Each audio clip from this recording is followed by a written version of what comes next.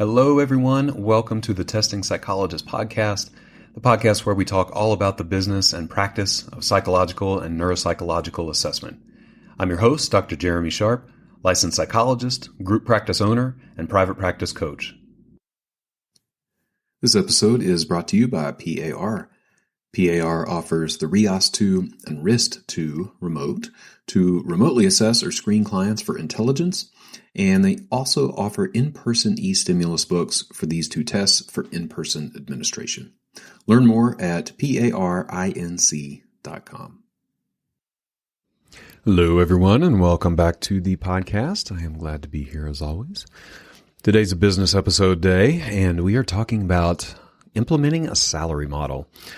Oh my goodness. Y'all, this was a big transition in our practice, something we have been working on informally for about a year and pretty formally for the last 6 to 8 months. And we went live on November 1st with our salary model. So I am talking about the process, the twists and turns, the spreadsheets, the ups and downs. And the hope is that you will have some sense of the consideration and preparation and implementation of this compensation model. It's gaining popularity, but still relatively unpopular. And I'm curious how you might feel at the end of this episode. Now, if you're a practice owner in the intermediate or advanced stages of practice, that is, either a solo practitioner who's just feeling pretty overwhelmed with all your referrals and trying to get your life back, or a group practice owner who employs other clinicians, I would love to chat with you. There are group coaching experiences for both of those levels starting in January. You can go to the testingpsychologist.com/consulting and schedule a pre-group call. For now, let's get to this conversation about implementing a salary model.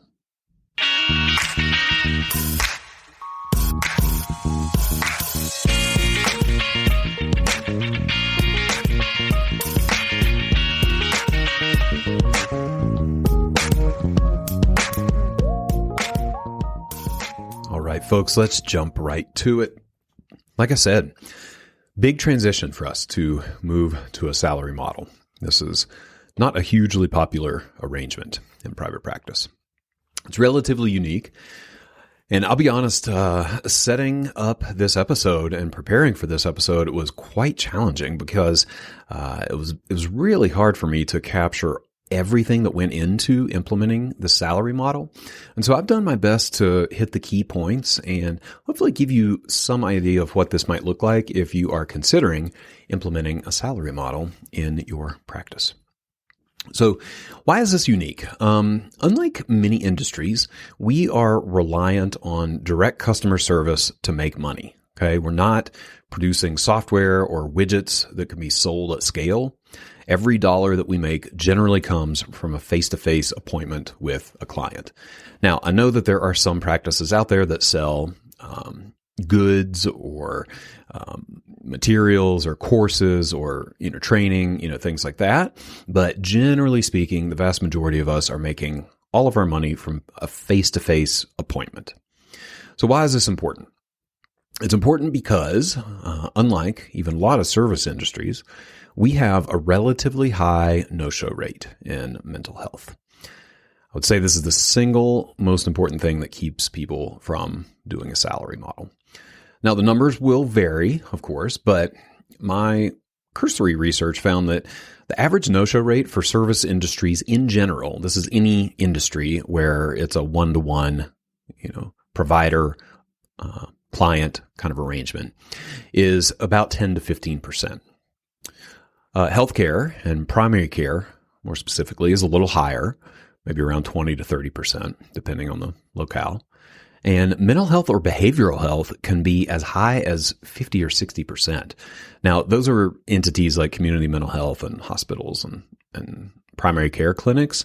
So we're not typically dealing with that high of a rate in private practice, but no-shows are a threat to many of us. So the average that I've heard among private practices is somewhere between 10 and 20%. If you don't know your no-show rate, as an aside, that's a great thing to calculate because that will give you some really nice insight into your financial picture and budgeting. But in the context of salaries, no-shows are huge. It's the single biggest risk factor for moving to a salary model, like I said. Simply put, clinicians on salary are getting paid for no-shows, but revenue is not coming into the practice. Unless, of course, you're charging a no-show fee, but that is hit or miss in my experience, and you don't want to rely on that to cover all of your no-shows. So this is why the vast majority of practices use an hourly compensation model or a percentage of collections model, or also called a commission model. So these models provide protection against no-shows and the resulting loss of profit, where you are paying a clinician for time that you're not actually collecting money for. Now, I've always subscribed to the idea that clinicians should get paid for their work and that it's on the practice to collect the money. So we've been kind of baby stepping toward more accountability and responsibility for years. That's always been our model. I don't feel like clinicians should be punished for the practice's difficulty collecting. There are many practices out there, you may own one, that doesn't pay clinicians until the practice is paid, which makes total sense. That is the best strategy from a revenue management standpoint, as a business owner. I totally get that. I've definitely lost money over the years from paying clinicians and not collecting from insurance or clients. But that said, I decided a long time ago that I would assume the risk of collecting and just pay clinicians independent of whether we got reimbursed. Now, of course, you have to get really good at collections to be able to do that. So there is that caveat, of course, but that was my choice, way back when. And so, like I said, we took that step a long time ago to assume some of the risk in the business management. The salary model to me is a big step beyond that in terms of risk, because now people are guaranteed that money, whether clients show up or not. So at this point, you might be saying, why in the world did you decide to go this route given the risk? And that's a great question. So here's what it came down to for us. In no particular order, we found that the vast majority of our clinicians preferred the stability and predictability of a salary. They were tired of the ups and downs that came with caseload fluctuation week to week, which of course resulted in pay fluctuation for them. So, clinician driven. Many of our clinicians were asking for quote unquote paid time off, or some way to break free of the idea that they only got paid if they were seeing clients. So even though we allowed them to, maintain a flexible schedule where they could say like bank some clinical hours and then go on vacation, or go on vacation and then make up clinical hours after they got back, they made it clear that they preferred more predictable time off, and they really loved the idea of being paid even if they weren't seeing clients, so getting paid during the time that they were off.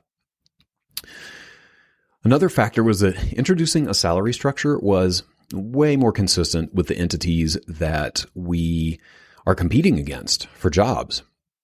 So at our size, which is now around 35 or 40 employees, we are competing with community mental health, hospitals, primary care practices, larger practices. So this provided a much more apples to apples comparison for compensation, and kind of broke us free of the complete, what I would call complete chaos that is compensation in the mental health private practice world. We were doing a lot of education for folks during job interviews around what is W-2 versus 1099, how do benefits factor in, percentage model versus an hourly model. And it's it was just cumbersome and confusing and just challenging. I think most folks are used to thinking of things in terms of a salary. And so now it's much easier for us. We can say, this is the salary. This is what it would, the equivalent if you were working, full time, like 40 hours a week. And it's just a better one-to-one comparison. Makes it a lot cleaner and easier for both sides to understand, I think, while hiring. Another factor was just revenue cycle management. So knowing maybe that's not the right term, revenue cycle management. It's more, budgeting and forecasting. So knowing our payroll expenses allows for much, much easier budgeting and financial projections throughout the year. The way that our payroll was set up previously is that we would pay every 2 weeks, which is great. That's like pretty common, I think. But what it would end up happening is we would have 2 months out of the year where we would have 3 payrolls just because of the way the payroll dates fell. Now, I know there's a way around this. You can do a bi-monthly payroll and do an hourly or percentage model or whatever. But we made the simultaneous conversion from what would you call that? Every other week to a bi-monthly. So, we converted to that and converted the salaries at the same time. So it just so happened it's going to really help with the profit and loss statements throughout the year, because we're not going to have to worry about those 2 months out of the year that have 3 payrolls and would totally throw the numbers off and make things weird. So now it's evenly distributed and it's just more predictable. So we know exactly what our payroll expenses are going to be. We aren't kind of guessing based on how many hours people are doing or the holidays or whatever it may be. So it just gives more stability and predictability for payroll, which helps with budgeting. And then the last thing is just the time that we were spending running payroll was just getting worse and worse and more and more.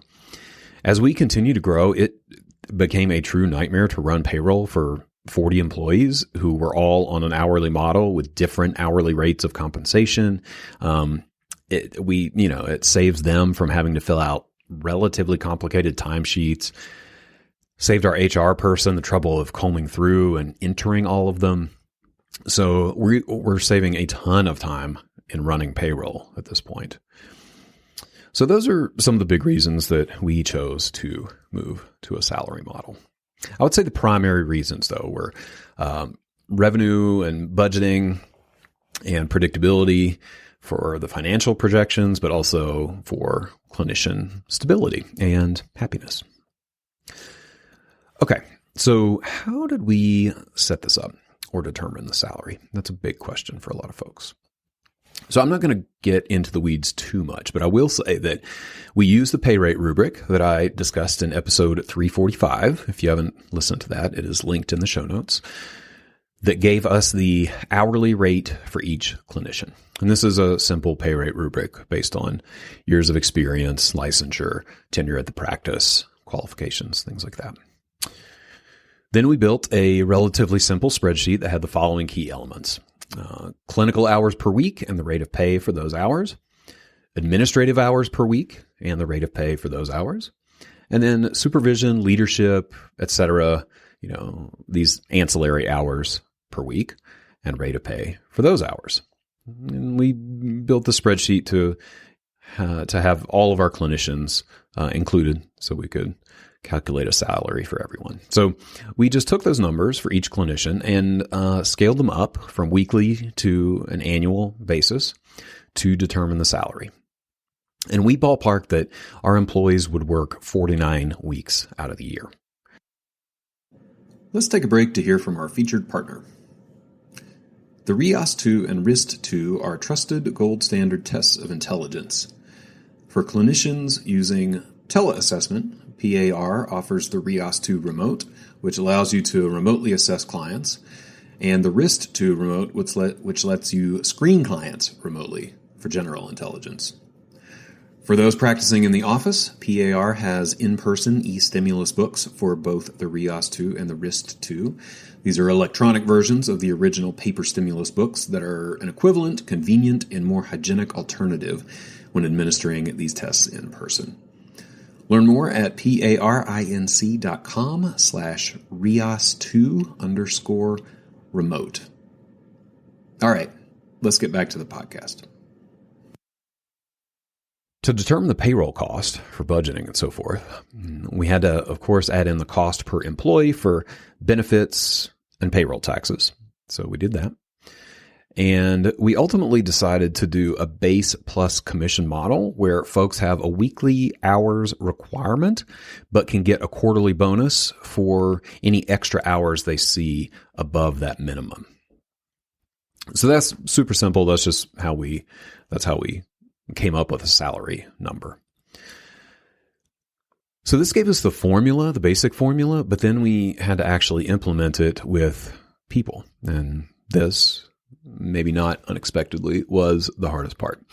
So we met with all of our folks individually to determine their preferred work plan. So I know some practices who do salary and they just say, here's your clinical hours requirement.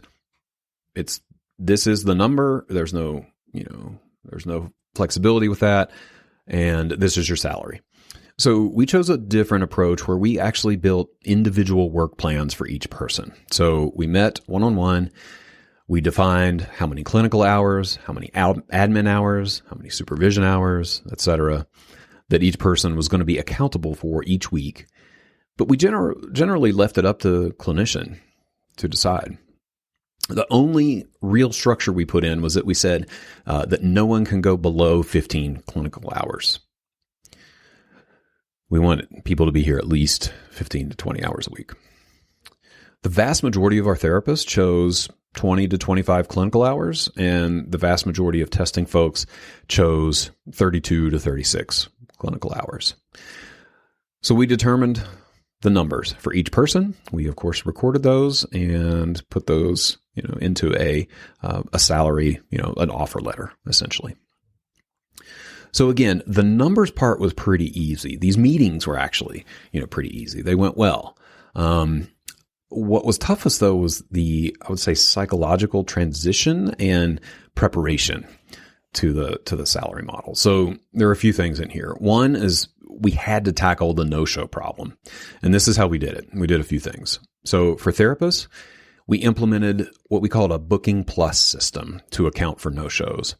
I did not come up with that by any means. There are plenty of other entities or practices that do this kind of thing. But in essence, we went back and calculated each individual clinician's no-show rate for the past year and required that they schedule a corresponding number of extra appointments each week to account for no-shows. For an example, if a clinician's salary dictates 20 clinical hours each week, and they have a 15% no-show rate historically, well, 15% times 20 is 3. So they're required to have 23 spots available. The idea being that they can, even if they have their average historical no-show rate, 3 clients don't show up, they're still going to hit their 20 clinical hours, which was their contract. Another thing we did is that we started running Google Ads about a year ahead of time to make sure we had a solid referral stream of counseling clients. We just could not risk not having enough clients for folks now that we were requiring that they hit certain clinical targets.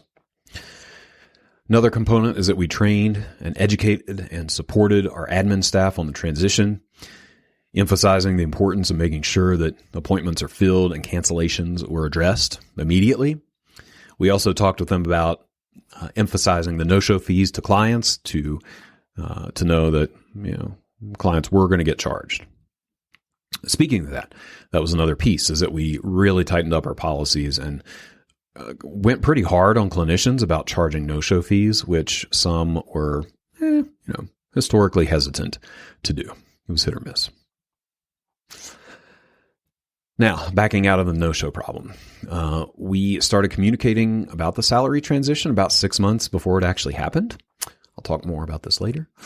We met with folks 2 months ahead of time before our go-live date to actually determine their salary and have those individual meetings that I mentioned. We sent several emails, of course, and talked about it regularly in our all-staff meetings. And we created more office hours for leadership team so that folks could talk through any questions that they had. Now, it just so happened, we chose to move to a new payroll system. That was honestly a nightmare. We transitioned to a company called Paycor, and it's fine now, but the implementation was a little bit of a train wreck. So just a word of warning.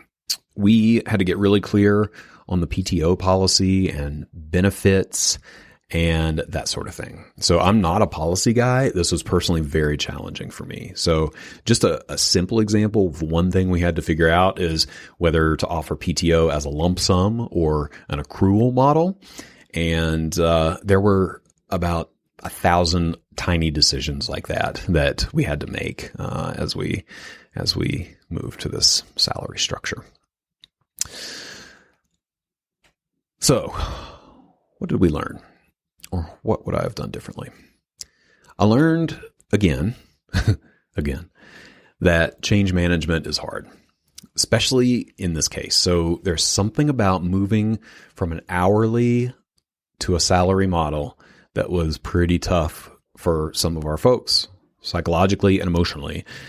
Some people just had a really hard time going from the idea of, that one-to-one, like I see more clients, I make more money. Even though this is still true, people get bonused if they see any extra clinical hours above their minimum. It's still the perception, I think, that we are asking them to work more and make less. Another thing that we learned, timing was off.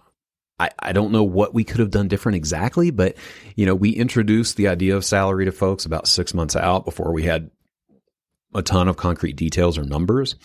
The idea was to give people plenty of time to digest and not spring it on them with short notice. But we found that, again, some folks just had a hard time knowing about it that far ahead without having the actual salary and benefits information nailed down. If I could do it differently, I would probably shoot to introduce it 3 to 4 months before the go live date, but have a lot more concrete info available. Even with so much preparation and support or assurance about helping clinicians meet their hours, folks are still pretty anxious about not meeting their hours, when salaries went live. And this may just be it doesn't feel real until it is real kind of situation, kind of like having kids, people can tell you about it all they want, but you don't really get it till it's happening.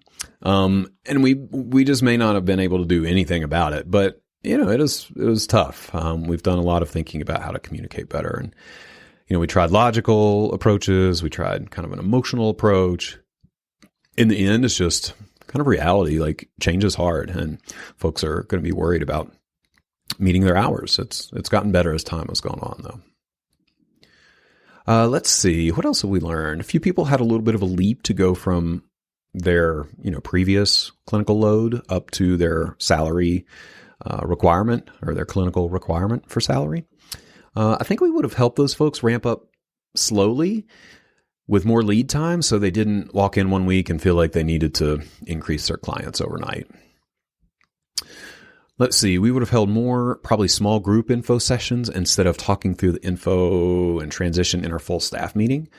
I've just found with financial stuff, emotions tend to run high, and talking about it in the full staff meeting either resulted in people, I think, not asking questions because it felt vulnerable, understandably, or a few folks would ask a lot of questions. And I think the undercurrent and maybe the unconscious effect was to introduce some elevated emotion or anxiety to the group. And so I think small groups would have worked a lot better. Kind of related to that, we learned that folks are going to talk amongst themselves one-on-one and in small groups without the leadership team, no matter what. There was, I think, some anxiety contagion and, misinformation, like kind of games of telephone that got communicated here and there. Luckily, I think, we have pretty open lines of communication and we're able to connect with folks individually and clear things up. But just keeping in mind any transition like this, folks are going to seek one another out for support, which totally makes sense. But all in all, I think the lessons, so to speak, all center around communication. Definitely the theme. As always, we could do a lot better communicating and trying to anticipate folks' needs. This has certainly been one of the most challenging aspects of running the practice for me. And just it's always communication, right? And so it's been a real lesson for me just in terms of recognizing and working through the idea of a dialectic, right? That two things can be true at once. So I can care deeply about my employees' well-being and compensation, and we can set clear boundaries and guidelines for salary and productivity expectations. And some people may not love that, right? Another one is our folks can be excited about salaries, and they can still have lots of questions and second thoughts and want to check in with us. It's totally okay. I tend to be, a black and white kind of person. And so this is just another kind of continued, or step in the journey, I guess, of leadership, and just recognizing, hey, there's a lot of gray here. Like, we can be doing our best and people cannot be totally happy. And vice versa. And I'm just fortunate. I think I want to close by saying that, I have an awesome leadership team to help navigate through these challenges. And I'm just very grateful for that. And we have an amazing staff. We have a truly amazing staff, and they are really dialed in and on board with the vision and the direction of our practice. It's just, change is tough. And it's, I think, incumbent on the leadership team to communicate as well as we can and kind of roll with anything that comes up through that process. So if you're considering a salary model, I would say so far so good, and would love to talk with anyone who's considering it and talk with anyone who has implemented it. Be really curious how you've done and how it's working for you. All right, y'all. Thank you so much for tuning into this episode. Always grateful to have you here. I hope that you take away some information that you can implement in your practice and in your life. Any resources that we mentioned during the episode will be listed in the show notes, so make sure to check those out. If you like what you hear on the podcast, I would be so grateful if you left a review on iTunes or Spotify or wherever you listen to your podcasts. And if you're a practice owner or aspiring practice owner, I'd invite you to check out the Testing Psychologist mastermind groups. I have mastermind groups at every stage of practice development: beginner, intermediate, and advanced. We have homework, we have accountability, we have support, we have resources. These groups are amazing. We do a lot of work and a lot of connecting. If that sounds interesting to you, you can check out the details at thetestingpsychologist.com/consulting. You can sign up for a pre-group phone call, and we will chat and figure out if a group could be a good fit for you. Thanks so much.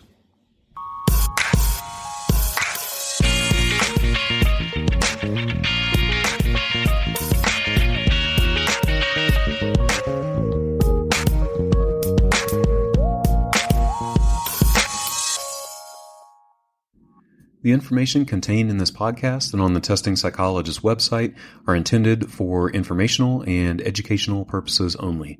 Nothing in this podcast or on the website is intended to be a substitute for professional psychological, psychiatric, or medical advice, diagnosis, or treatment.